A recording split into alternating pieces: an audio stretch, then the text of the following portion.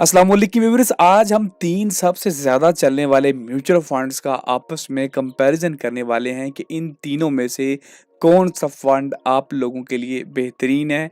उनके नाम कुछ यूँ हैं: एनबीपी इस्लामिक महाना आमदनी फ़ंड, मीज़ान बैंक का मीज़ान नाफ़ा प्लान और एचबीएल का एचबीएल इस्लामिक इनकम फ़ंड। इन तीनों फ़ंड्स की हम लोग मुकम्मल डिटेल में जाएँगे।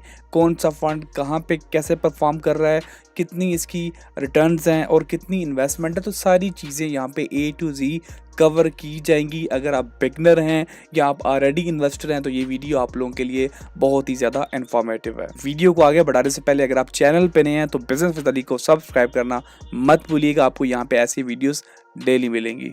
अगर हम फंड की टाइप की बात करें तो ये तीनों फंड ओपन एंड फंड है, यानी आप इन फंड में जब चाहे यहाँ पे इन्वेस्टमेंट कर सकते हैं और जब चाहे यहाँ से आप अपने फंड्स को वापस विड्रॉ कर सकते हैं। टाइम की यहाँ पे कोई लिमिट नहीं होगी।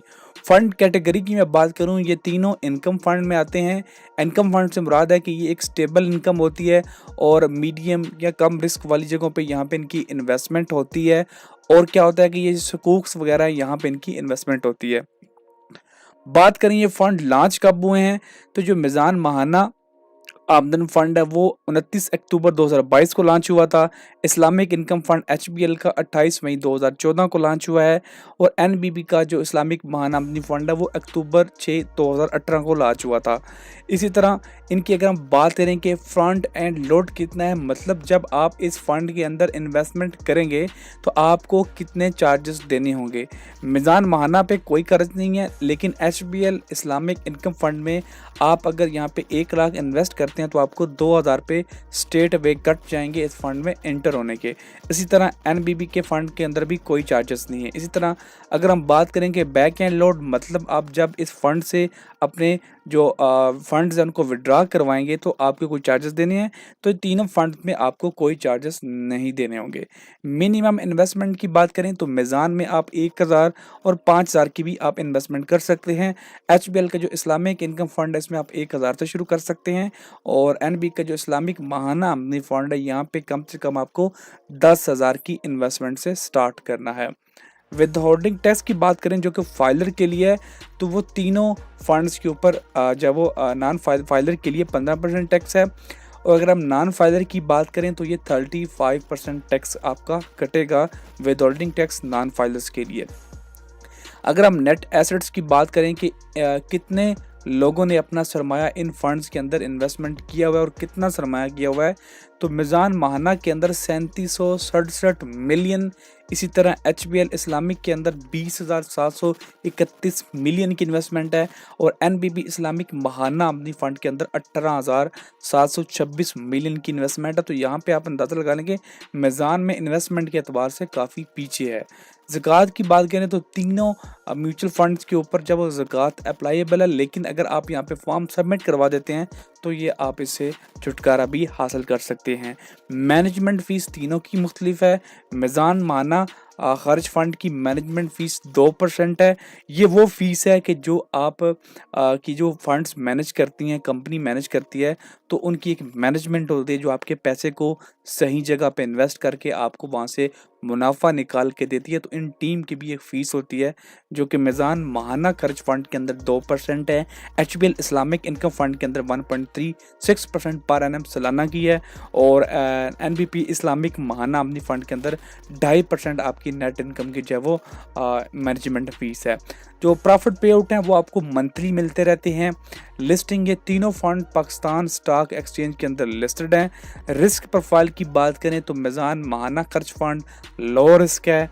एचबीएल इस्लामिक इनकम फंड और एनबीबी इस्लामिक महाना आमदनी फंड ये दोनों मीडियम रिस्क फंड में आते हैं। इसके अलावा अगर आप फंड की मज़ीद डिटेल में चेकिंग करना चाहते हैं तो आप तमाम जो इनकी फंड्स मैनेजर की वेबसाइट्स हैं इसके अलावा अगर आप इन फंड्स की मज़ीद डिटेल लेना चाहते हैं कि ये फ़ंड कहाँ-कहाँ पे इन्वेस्टमेंट कर रहे हैं, किस-किस सेक्टर में कितनी इन्वेस्टमेंट कर रहे हैं, तो आपको ईच कंपनी के जब वो फंड मैनेजर की रिपोर्ट डाउनलोड करनी होती है। तो आप अगर फॉर एग्ज़ाम्पल एनबीपी की हम लोग वेबसाइट पे आते हैं, तो यहाँ पे डाउनलोड पे जाएँगे और यहाँ पे नीचे आपको फंड मैनेजर रिपोर्ट सेक्शन नज़र आएगा और यहाँ से हम लोग जो है वो इनकी इस्लामिक की जो है रिपोर्ट डाउनलोड कर लेंगे। इसी तरह मीज़ान बैंक के अंदर भी यहाँ पे आपको डाउनलोड का सेक्शन नज़र आ जाता है, यहाँ से आप कर सकते हैं। और एचबीएल के अंदर क्या होता है कि एचबीएल के हर फंड के आगे जो है वो यहाँ पे पीडीएफ का एक फैक्ट शीट का एक आपको आइकन नज़र आएगा, इस पे आप क्लिक करेंगे तो इनकी आपको रिपोर्ट्स नज़र आ जाएंगी। तो यहाँ पे हम सबसे पहले मीज़ान के माहाना मुनाफा प्लान की इसके ऊपर आ जाते हैं। यहाँ पे आप देख सकते हैं कि फ़ंड की परफॉर्मेंस देख सकते हैं, एसेट एलोकेशन आपको यहाँ से पता चल जाती है कि ये फ़ंड किस कैटेगरी में ज़्यादा इन्वेस्टमेंट कर रहा है, कैश के अंदर इसकी कितनी इन्वेस्टमेंट है और इसके बाद प्लेसमेंट विद बैंक्स और डीएफएस के अंदर कितनी इन्वेस्टमेंट है। तो यहाँ से सारी चीज़ें आपको पता चल जाती हैं, प्लस आपको एसेट्स के बारे में मालूमात भी पता चल जाती है कि इसके एसेट्स कितने हैं, पिछले माह कितने थे, इस माह कितने हैं और बाकी जो फंड की डिटेल है यहाँ पे आपको मिल जाती है। अगर हम लोग इसके रिटर्न की बात करें तो 2024 के अंदर इसने 20% का रिटर्न दिया था। वो अगर हम कैलकुलेट करें तो 1 लाख पे वो 20,000 रुपये का जब वो मुनाफा बनता है, तो यहाँ पे हम कैलकुलेट भी कर लेते हैं। 1 लाख मल्टीप्लाई बाय 20% करेंगे तो ये आपका मुनाफा आ जाएगा 20,000 रुपये। आप इसको तकसीम कर लेंगे 12 पे तो ये आपका माहाना का मुनाफा निकल के आएगा। अब इसमें से टैक्स भी कटना है, अगर आप फाइलर होंगे तो 15%, नॉन फाइलर होंगे तो 30 और 35%, तो उसको आपने यहाँ पे माइनस कर लेना है। फाइलर का 15% यहाँ पे माइनस करेंगे तो ये आपका टैक्स माइनस हो गया, आपका खालस महीने का 1 लाख के ऊपर मुनाफा आ चुका है। तो इस तरह बाकी आप लोग यह मुनाफा भी यहाँ पे निकाल सकते हैं। इसके अलावा अगर हम बात करें एनबीपी इस्लामिक माहाना आमदनी फ़ंड की, तो इसने जो है वो 2024 के अंदर 20.8% का मुनाफा दिया है। अगर हम इसको कैलकुलेट करते हैं 1 लाख पे, तो 1 लाख मल्टीप्लाई हम लोग 20.8% करेंगे तो ये आपका 20,800 मुनाफा आ गया है। आप इसको 12 पे डिवाइड कर लेंगे तो ये आपका माहाना का मुनाफा आ गया। इसमें से आप लोग अपना टैक्स भी निकाल लेंगे और यहाँ पे आपको पिछले सालों के 2023, 22, 21, 20 ये सब के मुनाफे आपको नज़र आ रहे हैं और यहाँ पे देख सकते हैं कि किसी भी साल के अंदर ये फंड नेगेटिव में नहीं किया गया है। और यहाँ पे आप इनकी चेक कर सकते हैं कि कहाँ पे इनकी इन्वेस्टमेंट है, government back security, government securities के अंदर। तो ये सारी जगह यहाँ पे आप लोग देख सकते हैं। उसके बाद जी एचबीएल का इस्लामिक इनकम फ़ंड आ जाता है और यहाँ पे आप देख सकते हैं कि इस्लामिक इनकम फ़ंड ने पिछले 1 साल के अंदर कितने रिटर्न दिए हैं। 16 या 5-8% इसने रिटर्न दिए, जो कि क्वाइट कम है।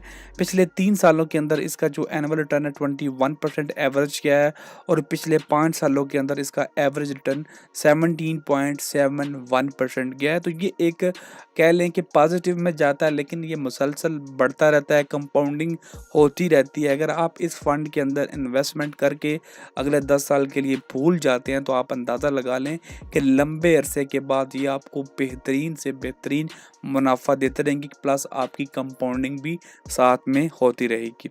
अगर आपको इन फंड में इन्वेस्टमेंट करनी है तो यहाँ पे आपको इनका अकाउंट ओपन करना होगा।